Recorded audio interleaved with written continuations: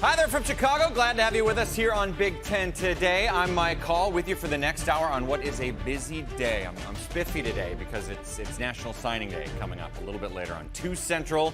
We're going to have a 2-hour show coming your way. David Braun, the Northwestern head coach, going to join us in this show as we look ahead to a busy day in the world of football. But besides a suit and tie, I'm also joined with something else fancy, and he goes by the name of Andy Katz. Andy, I honestly don't know where you are. You mentioned it's like Groundhog Day for you. Same thing all the time. You're here, you're on the road, you're calling a game, you're back here. Where are you right now? I'm actually in Ann Arbor. I'm in Chrysler Arena. Oregon is having their pregame shoot-around, so just had a chance to talk to Dana Altman in advance of the game tonight. Oregon has been a little bit on the skids lately, kind of shocked on Sunday night with that home loss in Nebraska.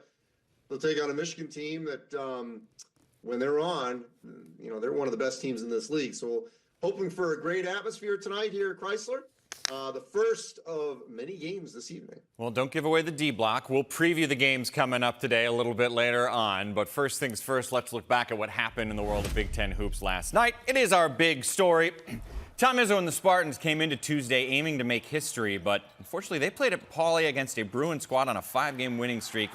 UCLA turned over MSU 16 times while only committing 3 themselves. In a tight game with 7 seconds to go, Eric Daly hit an incredible shot to put the Bruins up ahead. Here are the head coaches after the game. The story of the game, guys, is one stat: points off turnovers. We only have 3 turnovers. I told the guys, we get to the NCAA tournament and we play every game with 3 turnovers, we'll cut the nets down. It's hard to do now. You're playing Michigan State. I've heard Mick go off. You've heard me go off.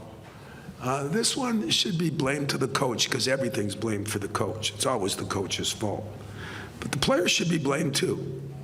And some of those are ridiculous, and give them a little credit. I thought it was the most physical game I've been in the Big Ten in a long time, which doesn't surprise me because Mick, coming from Cincinnati, he's brought that out here, and I think he's done a hell of a job. But it was a physical game both ways, and I'm not sure we handled that from a guard position as well. And some of the turnovers were just, we should have gave helmets to some of the people in the first row because the ball was just kind of flying over there, and it was BS. So I want to get some big picture on these 2 programs in a second, Andy. But first, let's break down the game itself. What was your main takeaway from watching that matchup? Well, I did stay up, Mike, even though I had an early morning flight. So I made sure that I watched it, so I was there for you. All right, first off, look, UCLA dictated this tempo. The fact that Michigan State only scored 61 points, that's right in UCLA's wheelhouse. Mick Cronin wants to win with defense first, as he said in that clip, by scoring off of turnovers. You just saw in the highlight that Tom Izzo was referring to, those were just absolutely just careless turnovers. And he's right. There should be full blame here because those are just, miscues that should not have happened. All unforced turnovers, passing to no one. And that's not characteristic of what we had seen from Michigan State. Magic obviously not pleased with what he sees. Because that's not the way he obviously ran the point at Michigan State or with the Lakers. But I'm not surprised this happened on this LA trip. They got swept. Every team, I was just talking to Dana Altman about this, every team is running into this in the Big Ten. This league is hard. There are no gimmies, 0. Certainly not on the men's side this season. And especially when you go on the road. And UCLA now has got its groove back. They went through a really bad stretch. They've done a great job during this 7 games. I think it's going to end up being 7 games when they're done with the homestand, where they don't leave the West Coast after, Mick was very vocal about complaining about all the trips to the Midwest and the East, which you got to do in this league now. But they've taken care of business at home. They're winning games late. They're forcing turnovers. And I don't think it's, raising a crazy red flag for Michigan State. I fully expect them to get back on the winning track and correct some of those self-induced miscues. Yeah, I don't think there's any massive concern for Michigan State, but it is interesting to think 2 weeks ago, we're going, hey, hang on a second. That Bob Knight record could fall right away. Michigan State's looking almost unbeatable. They're rising into the top 10. You're looking at UCLA and you're going, geez, ever since Mick Cronin publicly called out his players and then got ejected in the next game, and this program feels like it's a tailspin. both programs have gone in the opposite direction now. Which is more surprising to you? I guess I'm a little more surprised that, first of all, I don't think Michigan State's going in the wrong direction just for one weekend. I'm more surprised that UCLA really has turned it around to this level, because I was kind of suspect of them because they played so poorly. They couldn't score, and they just seemed like the pieces didn't fit, and suddenly they do. And so I'm not saying sort of the yelling and screaming worked, because I'm not there. I'm not in the locker room to say that's why things turned around after Mick called them all out. But clearly, they've gotten the message that they've got to be on the same page. They've got to be unselfish. They've got to defend. They've got to force turnovers. And if they do that, and by the way, we cannot dismiss Adai Mara's production over the last couple of weeks, because that wasn't happening during the losing streak. For whatever reason, he was inserted in the lineup. Probably maybe the best reason was they were playing Wisconsin, which is a good matchup for him because of their bigs and Crawl and Winter. And ever since then, he's been effective, and that's given them another inside scorer, a rim protector, and sort of a disruptor that they didn't have earlier in the season. You brought up the Wisconsin Badgers. Let's go to our next game of the day. Wisconsin got a win against Indiana. 76-64 was the final. That's called a segue, by the way. Thank you. Thank you. That's called a smooth interruption of your partner, by the way. Wisconsin's win is now 21 straight at home against the Hoosiers. What did you take away from that game? Look, first, I just want to educate people here, okay? Because this was not normal. I'm dating myself here. I graduated from Wisconsin in 1990. I know that makes me older than I look, I would think. But when I was in school, Wisconsin couldn't beat Indiana. They couldn't beat Michigan. They couldn't beat Illinois. Long streaks, decades long.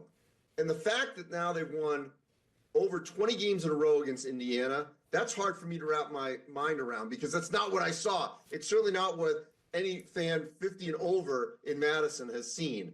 So the Badgers, by the way, shout out to what Greg Gard has done in that staff, because they've adapted to their personnel. This is a team that can get out and run, that can score at will. They've got two big-time scorers in John Tonje and John Blackwell. Look at the range there. Deep. Max Klesman obviously can hit big shots.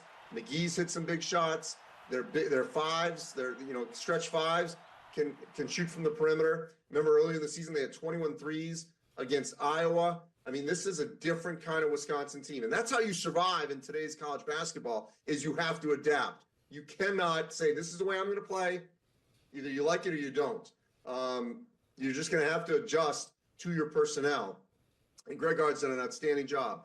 As for Indiana, they ended up losing by 12. They were down by, almost like 20, I think it was earlier in the game. The hole they dug was just too deep. They've got to, if they're going to figure this out, they've got to come out and pop people right off the bat. We've said this now for a week or so. Indiana still has, and I love, that big board we got in that corner there in the studio. I think it's called the Pillar. Look at the pillar right there with the schedule that Indiana has. Great use of the pillar there. Love it, John, because what we're seeing is the opportunities that Indiana has, coming up. It's a daunting schedule, but those are all, for the most part, outside of Washington, if I'm not mistaken, those are all quad one opportunities for Indiana. So much esoteric television jargon from you today. I'm loving it. Let's move on to the next one. That's Purdue taking on Iowa. This was a high-scoring game, 90-81. The Boilers get the win once again. It was tied at half. What was different in that second half? How'd the Boilermakers pull away? Well, keep in mind, Iowa's playing without Owen Freeman. So this is the first game for sure that they knew he was done for the season. They had a nice, valiant effort early. But look, Braden Smith, in the last couple of weeks, has met the moment. He was the preseason Big Ten Player of the Year. That's a lot of pressure after Zach Edey was back-to-back Player of the Year, National Player of the Year as well, of course. And Braden Smith has now taken his game to another level. That 1-2 punch with him and Trey Kaufman-Renn, that's got to be one of the best, guard-forward tandems in the country. They're totally in sync. And I think early in the year we were kind of wondering, is it enough? It's certainly enough to compete to the top of this league. Is it enough to win the national championship? We'll wait and see. but this was another quality road win for Purdue. They feel like they've got their groove going right now, and they're going to be in the thick of this race to get that 1 seed, especially after Michigan State losing those 2 games in LA. What do you make of the development of Trey Kaufman-Renn? I remember when he came in, it was like, oh, this guy's a pretty highly sought-after recruit. But it wasn't like he was playing 30 minutes a game right away. He kind of just slowly came along, and now, as you're mentioning, he's blossomed so much this year. Well, and I think we have to appreciate, and you cannot overstate, what Matt Painter and that staff have done in terms of keeping players happy, challenged, and with a desire to stay, because Trey Kaufman-Renn is playing behind multiple bigs, including, obviously, I mean, he's not the exact same position, obviously, as Zach Edey, but he was never going to get the touches with Edey there. And when Edey decided to come back last year, remember there was a chance he was going to stay in the NBA draft, but once he decided to come back last year, that pushed Trey Kaufman-Renn down again, another peg. And yet, he didn't bolt.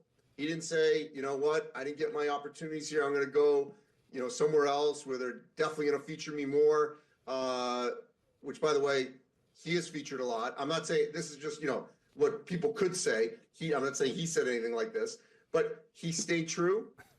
They developed him. He obviously worked his tail off to improve his game, and here's the opportunity. That's just not happening on a consistent basis around the country. That kind of thing happens at Purdue. Player comes in, develops, waits his turn, takes the baton, and now it's his time. And it's working. Last thing for you on this one is Iowa. You mentioned the injury to Owen Freeman. This was a team that was already struggling with rebounds, and now they lose their best rebounder. That's 5 of the last 6 games they lost. How concerned are you with what's happening in Iowa City?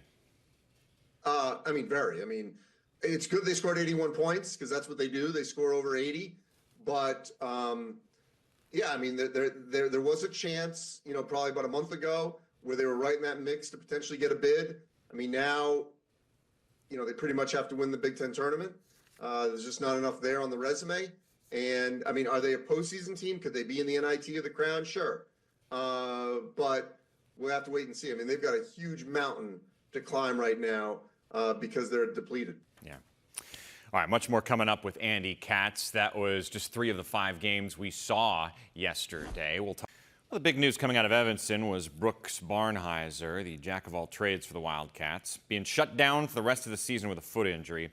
As you can see, he not only does a little bit of everything, but everything very, very well. How would Northwestern respond against a dangerous Trojan squad who already had an upset against Michigan State just a few days ago? Well, they decided to attack the glass, and did they ever? Wildcats had 23 offensive rebounds, the most allowed by USC since back in 2009. Trojans were without their starting guard, Desmond Claude, but Clark Slacker was huge, scoring 24, including a perfect 4 for 4 from deep. But Nick Martinelli, incredible, 27 points, 13 boards, the game winner with 2.8 left on the clock, and turned Slacker over to seal the deal. Look at Wildcat players with 27 points or more, 13 rebounds or more in a Big Ten game the last 30 years or so. There's not many dudes who have done it. Bring back Andy Katz to talk about the 2-point Wildcat win. That was a close one, man. The last minute or so was nail-biting stuff. It was wild. That Slacker 4-point play, kind of crazy, and then you come back and Martinelli wins it. Second game that he's won at the end. Obviously, the Maryland one on that baseline. I love the last part of that highlight that you just showed, where he's embracing Brooks Barnhizer, and then in the post-game interview with Brian Butch after, talking about how much Brooks was a mentor, how important he is to the team, whether he's playing or not playing. I love that post-game interview from Nick and his appreciation for everything that Barnhizer has done. I got to say this about Northwestern. What Chris Collins and the staff have done the last couple of years is really remarkable. The fact they went to, obviously back-to-back NCAA tournaments led by Boo Buie, but last year really was amazing because Ty Berry and Matt Nicholson go down late in the season. So they're down 2 of their key players. They still make the NCAA tournament. They still win a game in the NCAA tournament, beating FAU before they lost to UConn. Really remarkable. And, the tough thing about this team this year, and they're not, it's not dead yet because they have some of those quality wins, notably the Illinois one and Maryland. If they had just won some of those close games earlier this year, the Butler non-conference game, the buzzer beater they lost to Iowa, and the Penn State which was controversial, and then actually Michigan, the game I'm at, the arena I'm in right now, they were leading that game. They ended up losing in overtime to the Wolverines. I mean, that's 3 or 4 games right there that had they won, even without Barnheiser, they'd be in position to get a bid. Kind of like last year where they won close games, they get injuries, and they're still in a position to get a bid. I mean, it's a huge mountain, but the fact they're still fighting and they've got a player in Martinelli, who's an all Big Ten type player, they still are going to be a factor and going to be trouble down the stretch this season. What do you make of 23 offensive boards for the guys in purple, more than any Big Ten team has this year? Well, and it just shows you that rebounding is not just a front court issue. I mean, their guards were boarding, and that's great because they're going to need to. Fitzsimmons, I thought, brought great energy. He's a player at transfer that, and I watched him in shoot around a couple weeks ago when I did their game. I mean, his energy is off the charts. And, he comes in for Nicholson. So Nicholson, obviously, he's healthier now, and he's doing what he does best, which is curl and dunk like that. If he can make some free throws, there's Fitzsimmons, little spin move on the baseline, and there's the alley-oop for Nicholson. So those bigs, if they can protect the rim and just be a rotation of the two of them mainly, they're going to have a chance in all these games the rest of the way. Let's get to Minnesota and Penn State. This was another win for the Gophers, 69-61. Dawson Garcia once again does what he's done all year long. He ends up the day with 19 points, 14 boards. What kind of shot does Garcia have at first team All-Big Ten? A lot of times we criticize when there's more than 5, and the Big Ten has done that in the past, certainly in the preseason. But I'll tell you, this is a year where it's going to be really hard to cut it to 5. Because he's deserving. There's no question he's deserving. We're going to have to sort of peel it back, all of us that vote for it, because, where does Minnesota finish? How much importance you put on their seed in the Big Ten tournament? Because, by the way, that win last night, that's the kind of win that could get them in the Big Ten tournament. A week ago, a little losing skid, they're like, oh, they're going to be out. And they still may be, but winning on the road like that was hugely significant for their chances to potentially make the Big Ten tournament. It's unfortunate for Penn State. They just have not been healthy. Earlier in the season, they really were looking like an NCAA tournament team. I just feel like that game against Indiana at the Palestra, a game that, what did I say? I meant Fitzmaurice. Let me go back to that. I said Fitzsimmons. Fitzmaurice. I want to correct that. Get his name right because he's playing well for Northwestern. Fitzmaurice. But that game that Penn State lost Indiana at the Palestra, I felt like that was the kind of game that, had they won, really would have changed the direction of their season, even with their injuries to Puff Johnson and at times that back injury to Ace Baldwin. Losing that game really kind of put them sideways in addition to those injuries. How did Fitzmaurice come into your head when you're in the middle of talking Minnesota Penn State? Because I got a text. You're checking your text in the middle of answering my question? It popped up on the screen. Okay. I had another name in my head. I want to make sure I get it right. So there you go. Good man. You mentioned that it's been a struggle for Penn State, right? They're 1-8 in their last 9 games. But what about the turnaround for Minnesota? I don't know they're not over the hill yet, but this was an 0-6 start to conference play. Now they've won 4 of their last 6. Yeah, I mean, it was a little disappointing. The Michigan State loss we kind of expected. They had won 3 in a row, 2 ranked teams in a row. And then, the slide continued just a hair. And that's why stopping it with this game against Penn State was critical for the Gophers. The talent is there. They're going to be trouble for anyone going forward. Even if they make the Big Ten tournament. But also, Mike, I'll tell you, this just shows how competitive it is going to be for those last couple of spots.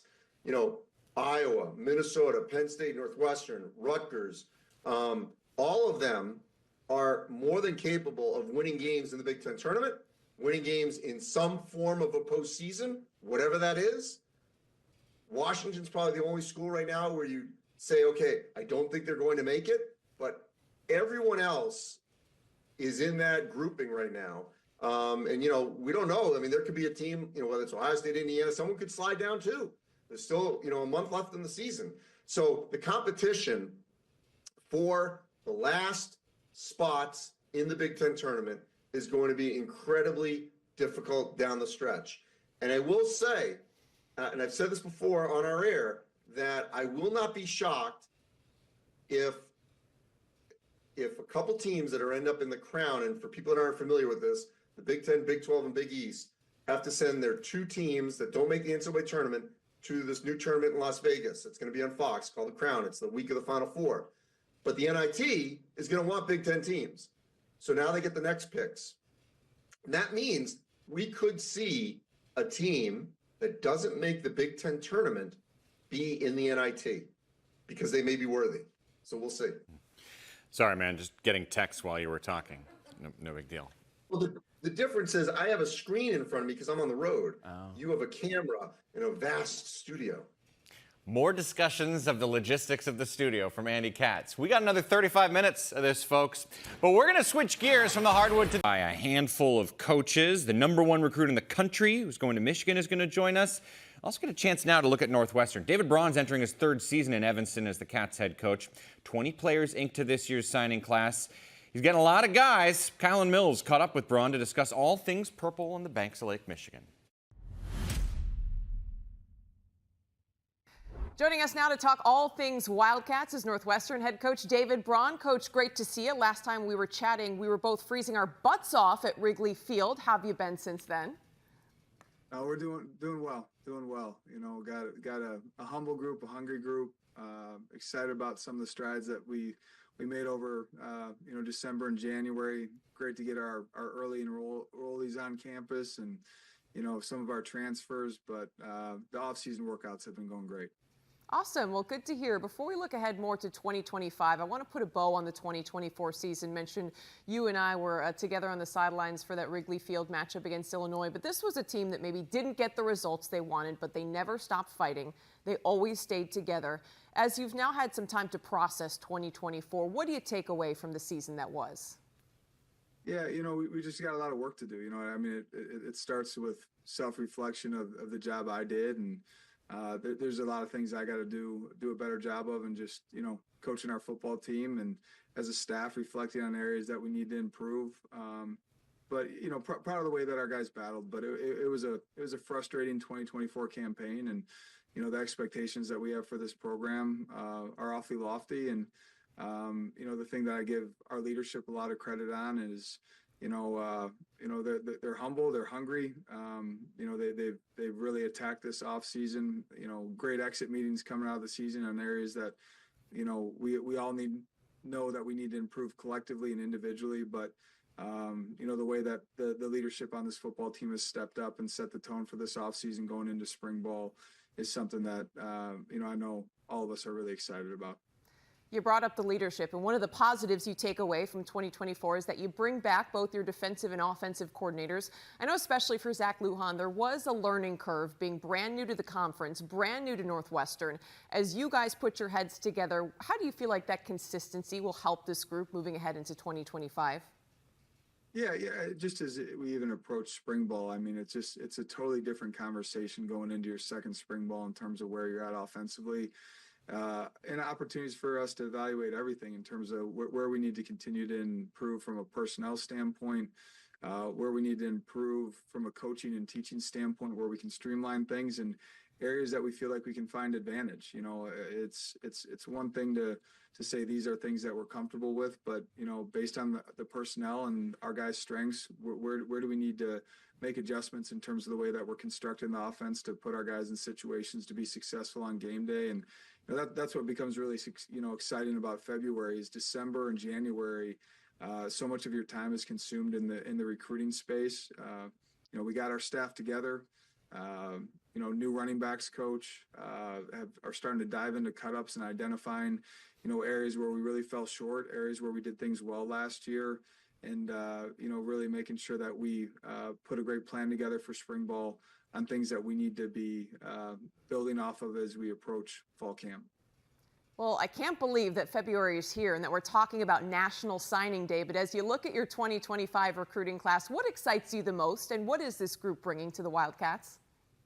Yeah, no, I think you got a group that first off and foremost is really passionate about the game of football. We talk about that all the time. We want football-driven individuals that understand what it's going to take to win in the Big Ten, that also value the opportunity that exists here at Northwestern in terms of the student-athlete experience and the value of a Northwestern degree. But you got a lot of guys in this class that were committed to the Cats for a long, long time, and they understand the opportunity that exists here. They understand the excitement that's building around this program with the new Ryan Field on the way. All of college football navigating a new landscape, but at the end of the day, prioritize their decision based on feeling that they could be developed to their fullest potential here at Northwestern and earn a Northwestern degree along the way. I'm really excited about the O-line group and the D-line group that we have coming in this class. Some of our early enrollees have already started to really show flashes of a willingness to compete and understanding what it's going to look like to compete for opportunities to get on the field early. And just impressed with the overall maturity of this group and a desire to show up ready to go and finding ways to contribute to this 2025 team. Since you brought up your excitement around the defensive line, I do want to ask you about defensive lineman Mason Main out of Lawton, Michigan, a 4-star recruit you're bringing in. What stuck out when you watched his tape and got to watch him play in person? Yeah, where Mason really caught our eye, it was, as a rising junior, came to camp and just, someone that we were aware that he was at camp and we were certainly going to evaluate, but he just stood out. All of a sudden, Coach Smith is over there coaching. I'm over there. Coach McGarvey comes over. He just really stood out, and obviously a certain skill set, strength, explosiveness, really good feet. But his competitiveness, his toughness, his willingness to be coached, all things that really stood out to us, and something we pride ourselves on here is not being concerned about other people's evaluations. We were able to make a decision early in the process with Mason. Coach Smith and our staff did a great job of building relationships with him, and just really excited about him being able to arrive on campus, continue to develop under Coach Smith, and it's just really, since his decision to commit, has been all in. And again, a credit to his willingness to come to camp and compete. That's really where he earned his scholarship. Awesome. Well, I know a lot of fans probably want to know about the quarterback position. Obviously, to no surprise, you bring back Jack Lausch, but you also add SMU transfer Preston Stone, who does have quite a bit of collegiate experience. Just kind of curious, what is your assessment of that quarterback position as you look ahead to spring ball? I'm really excited about the depth in that room. Between, Jack coming back off of 10 starts last year, Preston Stone's experience at SMU, the development of Ryan Bowe. But the things that really stood out to us in terms of Preston, the season that he had at SMU in 2023 was so impressive. Players were commenting on the quality of quarterback that he was, the quality competitor, and from the second that he stepped on campus, we knew he'd be a great fit in the quarterback room, a great fit with our offense, a great fit within our team, and just really excited about not only the talent but the leadership qualities that exist in that room right now between Preston Stone, Jack Lausch, the development of Ryan Bowe. Lot to be excited about around the quarterback position. Can't wait to see what Stone can do. But while we're on the topic of quarterbacks, I have to ask about Jack Lausch officially joining the Northwestern baseball team, Coach. Now, in covering the team, I know we talked a lot about the fact that he was actually recruited more for baseball out of high school than football. How did that conversation go? Yeah, Jack, Jack and I had this conversation this time last year. Coach Greenspan's been great, the three of us collaborating on what this opportunity might look like. And Jack opted, last spring to just focus on spring ball for football.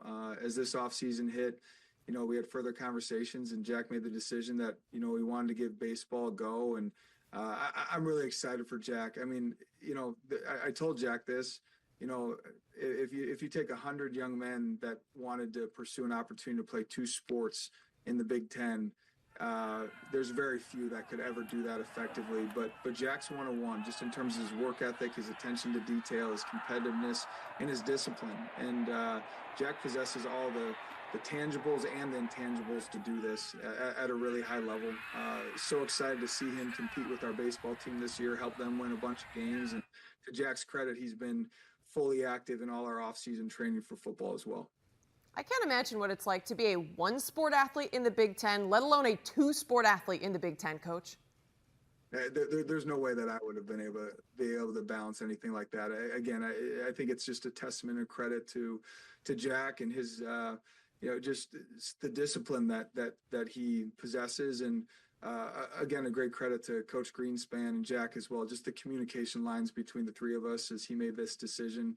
I'm just really excited to see Jack compete for the Cats this spring and help the Cats win a bunch of games as he continues to develop as a quarterback within the program as well.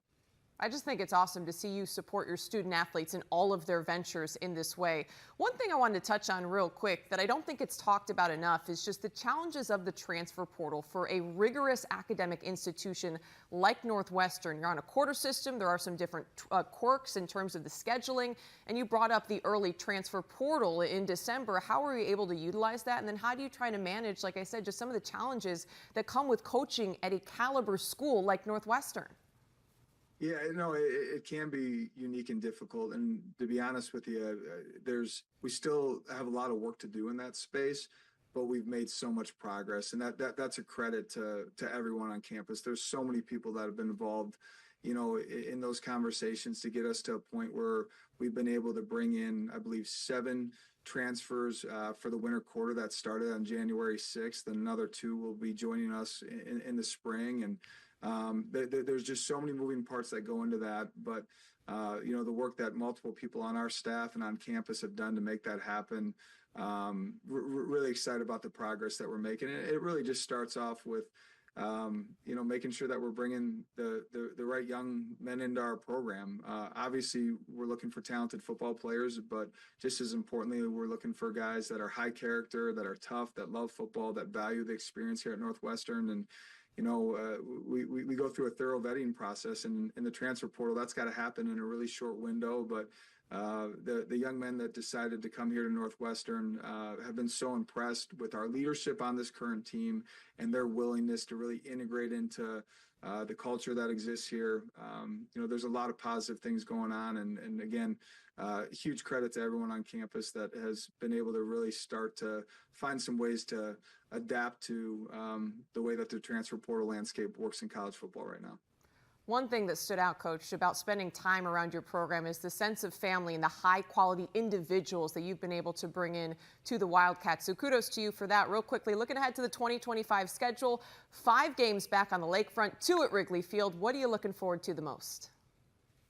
We're excited to win a bunch of games at home next year. I mean, if you look back to our 2023 season, so much of the success that we found in 2023 is, we owned our home field, and we're looking forward to bringing that to the lakefront and getting things rolling at Wrigley as well. What an incredible experience to play Big Ten football at such a unique venue. And then also have 2 opportunities to play Big Ten football at Wrigley Field. And, we have to create home field advantage. We have to own our home field. And, it was a great experience this past season to be on the lake, at Martin Stadium. But we're going to have to make sure that we create a home field advantage and own our home turf as we go into the 2025 season. That has to be one of the most scenic venues in all of college football. Well, Coach Braun, thanks so much for the time. Really appreciate it. Stay warm up there in Evanston. Thanks, Kylan. Coming up, 5:30 Eastern, 4:30 Central, 2:30 Pacific. Got a brand new edition of The Journey. Then tip-off show gets you ready for a triple header. Oregon and Michigan, Illinois, Rutgers, Nebraska, Washington. It's all coming your way here on the Big Ten Network. Back with our buddy Andy Katz, who is in Ann Arbor right now, getting ready for the Oregon-Michigan game. Sell me, Andy. Why am I watching you tonight?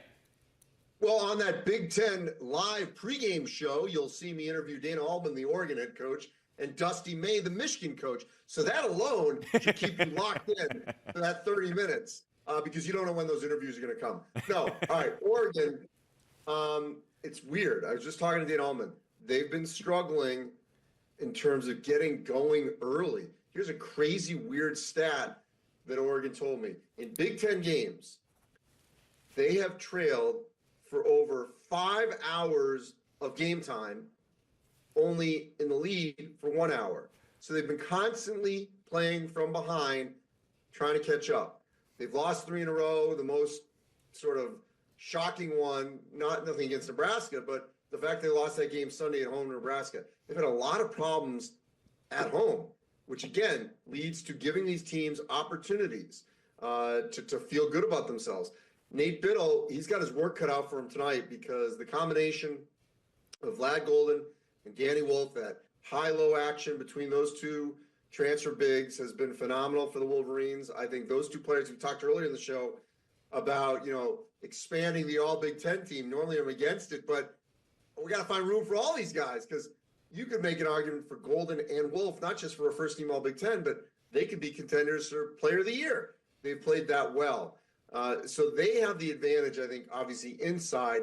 Now, can Jackson Shelstad get back to being more of a consistent perimeter scoring threat? If he can, then the Ducks have a chance to win here. But they've got to stop this slide they're on right now. Yeah, they got to try to stop Michigan's offense. Highest scoring Wolverine offense in 30 years. Should be a fun one tonight. Nebraska has won their last 2 games after losing the previous 6. They try to make it 3 in a row by taking on Washington. What are you looking for there? Well, in my latest bracket for March Madness, I had the Huskers as one of the last teams in. They have played so well of late. Remember, way early in the season, they got that Creighton win. They've beaten Illinois, UCLA. Their wins are looking better and better of late as the season progresses. It's kind of weird. They had that slide where they lost, 6 in a row, last 2 with the win over Illinois, then at Oregon on Sunday, as I mentioned. Way back when they beat Indiana, when Indiana was playing better. I mentioned the Creighton win. They're in position if they just keep winning, to get a bid, which is crazy. Bryce Williams, Mike, another guy. Yeah. How does he not make first-team All Big Ten? Right. I mean, he's been as good as anyone in this league. Without him, they're not in position to maybe get a bid. So I really think this is going to be maybe the hardest that I can, in the 7 years I've been at BTN, this is the hardest I can remember of trying to whittle down that all Big Ten first team. Last game to get to is Illinois and Rutgers. And Andy, this is a spotlight game if you like talented freshmen in the Big Ten. Yeah, I mean, and add a sophomore in there in Thomas Lavovicic because, he's in his first year at Illinois, but, technically a sophomore. There's going to be so much young talent on the floor. I'll be shocked if there's not a ton of NBA personnel watching this one. Big game for Illinois if they want to keep pace for, trying to get that double bye. Rutgers, as I mentioned earlier, they're one of those teams. They could barely make the Big Ten tournament or they could be out, which would really be shocking based on the fact that Dylan Harper and Ace Bailey obviously are 2 of the top 3 or 4 picks in the June NBA draft. Ace Bailey, the consistency has not always been there. 37 against Northwestern on the road, and then doesn't make a three-pointer and really struggles in the loss to Michigan at home the next game. So the consistency just has not been there for Rutgers. It's always a hard place to play, and they should have a great atmosphere despite their inconsistencies. I think Illinois will bring it out, and should be, I think, just a really outstanding triple header tonight. Bailey, Harper, Yakachonis, and Riley, that's 4 of the 6 highest scoring freshmen in the league, all on one court this evening. I'm not quite done with Andy. Stephanie Hightower was a collegiate track star in Columbus. Hightower was a 4-time United States 100-meter hurdles champion and won 5 championships in the indoor 60-meter hurdles while also winning the 1980 U.S. Olympic trials. She didn't lose a race in the 60-meter dash, 60 or 100-meter hurdles in her last 4 years at OSU. After hanging up her cleats, she held various positions with the USATF, including women's team manager for the 2004 Olympic Games and president in 2008, a post she held for 8 years. She currently serves as the president and CEO of the Columbus Urban League and served in the Columbus Mayor's Cabinet for Sports Development. Stephanie Hightower, a Big Impact pioneer, class of 2025. Well, we got a whole bunch of wrestling coming up this weekend. Friday night, triple header, Kel Sanderson's top-ranked band of world beaters hosting Michigan. Now, on Super Bowl Sunday, Kel's squad hosts Maryland, but well before another famous Penn Stater plays in his own quote-unquote big game. After your match on Sunday, there's a prominent Penn State alum in a pretty big game. Any thoughts on the game or Saquon Barkley at all, or is that just not you gotta like get right to the point with me. I'm kind of slow. I'm sorry. Barkley's a beast. I mean, he is just fun to watch. You knew when you were watching him when he was here at Penn State that he was something special. You know, one of those athletes that just don't come around very long. So, but yeah, he's a lot of fun to watch, and obviously any Penn Stater would take a lot of pride and just enjoy watching him do his thing. That game will be the end of the National Football League season. We are just at the beginning of the month of February here in college sports. Andy, when you look back at the last month of Big Ten men's basketball, give me the best game we saw in the Big Ten. Can I do two? Is that allowed in this question? Yeah. Well, for me, it was the Illinois-Michigan State game. Came down to the last possession. I think that was on January 19th. You know, that game, highly anticipated. Michigan State was undefeated in the Big Ten at that time. Illinois was on a big run. Looked like they had a chance to steal that one in East Lansing. They're going to play again. So I love that game. It lived up to the hype down to the last possession. The other one was probably not anticipated. And this was in Minneapolis, Michigan at Minnesota. Dawson Garcia, another player that deserves mention, potential all Big Ten player. It's this three-pointer at the buzzer to beat the Wolverines. It was the same week, as you can see there 3 days before. The kind of game that potentially may allow Minnesota to make the Big Ten tournament. Yeah, such a dramatic shot, end of the game, basically at half court, but also to be him shooting it, what he's meant to that team, guy from that state. It's going to go down as one of the best moments of the year for sure. You got anything on your radar this weekend? Any game in particular that you're like, I think maybe we're not going to get a buzzer beater at half court, but it could be a real fun one? Well, I think the Michigan-Indiana game this weekend, it's really backs against the wall for the Hoosiers. And that atmosphere, I hope, will be off the charts at the Shot in Bloomington because they need the support. If Indiana is going to turn its season around and get into the NCAA tournament picture, let alone make sure they make the Big Ten tournament, this is the game they've got to do it. National audience, you got the Wolverines coming in. After, we'll see what happens tonight here in Ann Arbor against Oregon. This is the kind of game that Indiana needs to have. They need to have a game like this against a team that's contending for the Big Ten, to beat them, to reset their season here for the final month. If they lose it, I mean, it could be steamrolling down that hill, unable to stop it. So this is a huge game for the Hoosiers. And hey, if Michigan wins it, they're going to be in the thick of that race to potentially get that one of those top two seeds. Yeah, that's the thing. With just over a month left, like, there's still time. You can still turn around your season. And like you've talked about, as long as you have the right game.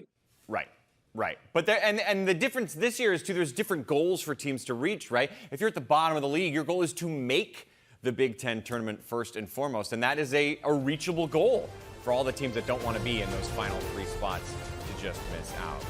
Andy, always love doing television with you, sir. If you'd like to chime in on the signing day show, you're out of luck. That's coming your way. All right, thank you.